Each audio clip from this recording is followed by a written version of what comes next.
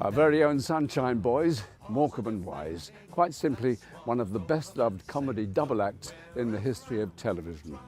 Between 1968 and their final BBC show in 1977, the boys recorded 71 shows.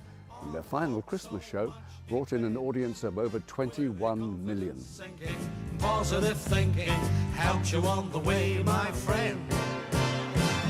When things look black, try positive. I was lucky enough to have appeared with Morecambe and Wise a couple of times. I was one of those acrobatic sailors in that last Christmas show. But long before that, I popped up in the very first BBC series in 1968.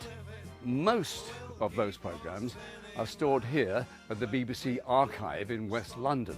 Positive thinking, we'll get together and You'll notice I said that most of those shows are stored here. Well, unfortunately, the very first series that Eric and Ernie made for the BBC was lost. Actually, the corporation wiped the tapes and then reused them to make other programmes. when you feel down. But by some miracle, two of those comedy spectaculars from the lost 1968 series survived and have been rediscovered. The man who found them is television archivist Philip Morris. He's a sort of Indiana Jones, travelling the world, tracking down the nation's lost TV heritage. 5 years ago, he found 9 lost episodes of Doctor Who. This year, he discovered some real comedy gems. Episodes of Harry Worth, The Rag Trade, and Citizen James. Hi, Michael. Hello, Philip. You're doing great work. One of the latest discoveries includes my first appearance with Morecambe and Wise 50 years ago. So this is one of our old programmes.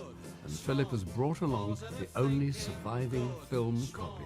As I recall, we did it on videotape. This is film. That's correct, Michael.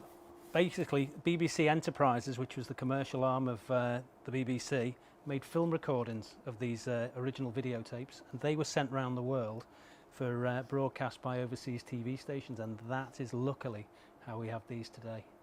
Can we go and see it? Oh, we can. Come on, let's go.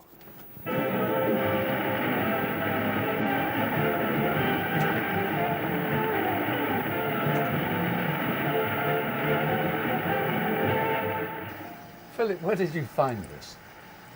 This particular film was found in Sierra Leone, Sierra Leone? West Africa, of course. How did it get there? These particular films were sent out as what we call audition prints by BBC Enterprises as kind of a taster. If you wanted to purchase a full series, they would send 1 or 2 prints out of that programme as an example for a purchase of a full series. Although you're seeing it now in its raw form, with the technology that we have today, at the end of this, the restored version, I think you're going to be very pleased to see. So what drives you to do all this kind of thing? It's national heritage. It's something like Morecambe and Wise. I mean, they're an institution. This is just a complete pleasure for me. You know, I just don't see how I could not. Is there a lot more out there? That's something I can't give a definitive answer to for the simple reason that no paperwork exists. But I believe that there is, yes, and I'm still looking, still searching, so we could be sitting here next year. Right, you'll like this, Michael. Here comes your bit. I hope so. Okay.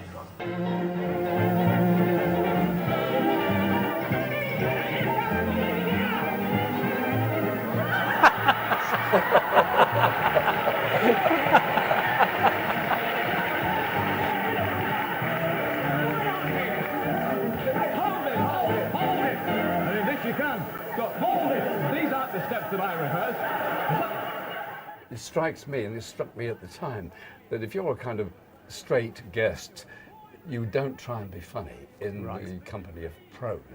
But there was a little walk-off I did earlier in the show, and I actually sort of just ad-libbed that, and I thought afterwards, Eric's going to come up and grab me by the lapels and say, "Sunshine, you don't do that."